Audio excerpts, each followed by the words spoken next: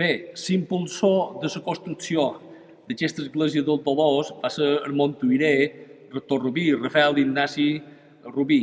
Bé, aquest home, que era molt estimat pel poble manacorí, també tenia fama de ser extremadament exigent en l'observació de la moral fins a exemples paradigmàtics.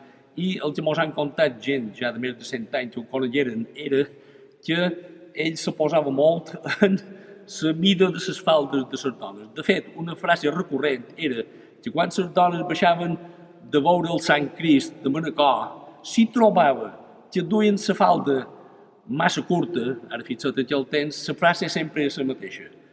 O te llames o allargar vestit. Ja que som dins l'Església de Dolors de Manacor, aprofitarem per dir que el masclisme imperant inclús se reflexava a la disposició de les persones dins l'Església. De fet, els homes a moltes esglésies ocupaven els bancs de davant i les dones els bancs de darrere.